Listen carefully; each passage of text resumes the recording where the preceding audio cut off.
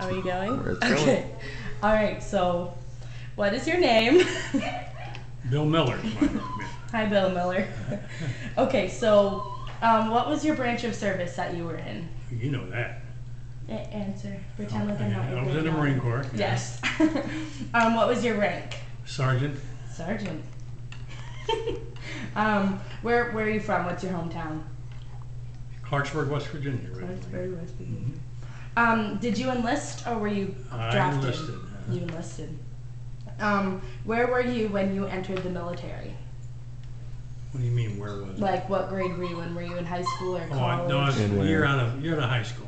You're out of high school. You're out of high school. Where were you? In Clarksburg, West Virginia. Still? Yeah. All right. Did you ever go to college before that, or just Not right before that, no. Did you go to college afterwards? I did. Where'd you graduate from? West Virginia University. What was your duties in general in the military? Machine gun platoon most of the time, yeah. You are married. Yes. Do you have any memorabilia from the war? Not much, no. Not much. So, can you tell us about what it was like when you were there?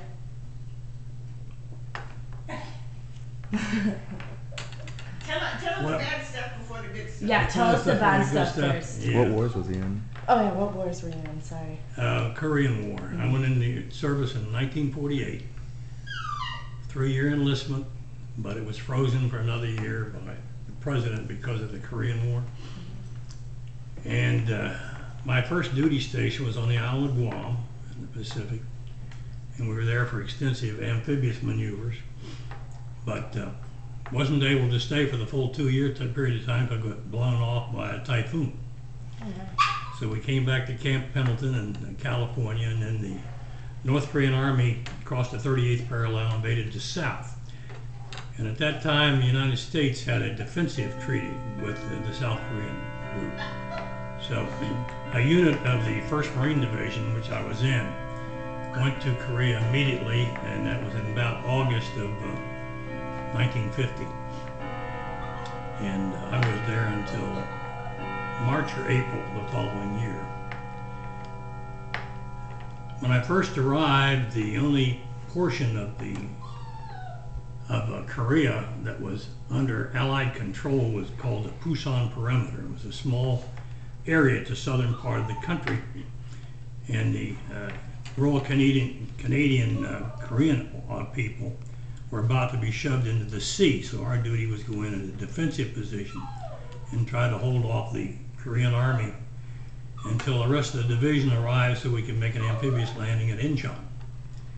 Incheon is at the 38th parallel. Does that mean anything to you at all, 38th parallel? No, what's that mean? Okay. 38th parallel is a division between North and South Korea that was agreed on after World War II. That's what made the division between the two. And our principal duty was to try to shove the Army, North Korean Army, back up north above the 38th parallel to return the South under the control of the South Korean people. So we made an amphibious landing in Incheon and then went through Kempo Airfield, Seoul, so forth, and then we made an advance into North Korea, at which time the Chinese Army intervened. They came across the Yalu River and made it pretty rough all the way down because they came across in hordes, a tremendous number of people. And by the time I left there, we were back at the 38th parallel, and the service was able to hold it from that point forward. So when I came back, then I changed my duty completely, and I got really good duty because I qualified for the Marine Corps Band in Quantico, Virginia.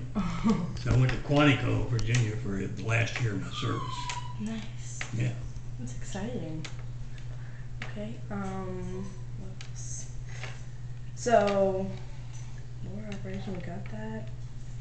Battles, campaigns, got that. Did you get any medals or awards? I have 4 major battle stars, which is something we kind of like to have in the service because it showed we were there, what was happening. You know? Okay. Any questions, Forrest? Logan? I can think of. All right. Okay. That's No, all. what do you do with that? Well, we have to type it out. We have to like listen to what you said and then type it out, and then we just have to turn it in, Present it to our class. present it to the class. So you're gonna be famous. Oh, famous. Okay, that's Yes, sir. It's good to be famous, yeah. Do you want to ask him any of this on the bottom or no? I was having to write it down. Honey, you didn't tell them all the good times you had while you were in Quantico. What were the good times Yeah. that you had? That's the good times. I was a trombone player. And we had all we did was music at that point the last year, and it was really cool. Because we'd play for all the dignitaries that would come to see the President of the United States and that sort of thing. But what I enjoyed most, I played in what we called then the big band, which was Stan Kenton, Les Brown, Harry James, that sort of thing. And we played Broadway and Chicago. We were in Chicago for a while. We played all over the place, and it was really, really neat. It was a fun thing. Saturday night was really fun. Yeah. Yeah, because we had one gig at the Listening Club. We played steady all the time. And you don't know this probably about Washington, D.C., but there's an awful lot of single women. Because they come there to work for the government. Yes. And the Marine Corps would send buses into Washington and bring them down on Saturday night for this big ball. And of course we played for the ball, but then bands have hangers on, you know. Yeah. So we had hangers on, so Saturday night was an all-night affair usually all the yeah. time. I didn't even know her at that time. That was before he met me. What about? Do you have any like stories or anything about the war? Like any. Any like significant ones Um, or cool ones? I think what I'd say about it more than anything else is that war is not glamorous. I mean, it's really hell on wheels. I mean, you've been frightened before. I remember you were rather frightened in Germany. Yeah. But during that period of time I was there for 9 months, I lived in a hole in the ground most of the time. In other words, in foxholes. I got holes all over Korea. I think I could go find. But some of the most frightful things about it is, I think that this is common of anyone in the infantry, is that one of your big problems is you really don't know what's going on around you clearly enough to make some judgments sometimes. And I can remember a couple times a Russian I think it was T-34 tank approached us, and we had nothing but small arms fire with us at the time as far as we knew. Unfortunately, one of our tanks came up behind us and engaged it. That probably saved my life there. Several other times, our biggest danger was from mortar fire. The North Korean Army had been trained into using mortars because that's a very hilly terrain over there. And of course, you know, mortar lobs quite a bit. And they could put them in your back pocket. They were that good. And so they would pin us down many times with mortar fire. I think maybe as frightened as I was one time was that there was an Army unit that went through us on our right flank, a small platoon. And the platoon is usually commanded by a young second lieutenant. And they had gone only several hundred yards to our right flank when he got hit in the chest. And they had no medical personnel, so they asked a couple of us to try to get out and get him. So we grabbed a stretcher of sorts, took off across this field, and two of us came under fire of a sniper.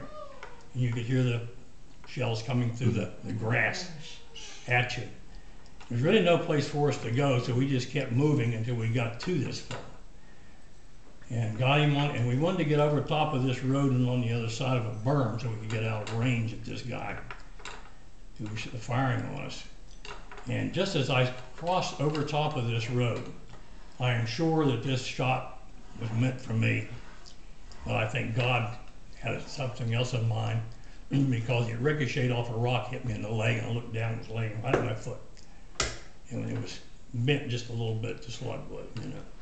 So that's how close it came at that point. That was a little bit scary too. Yeah. Yeah.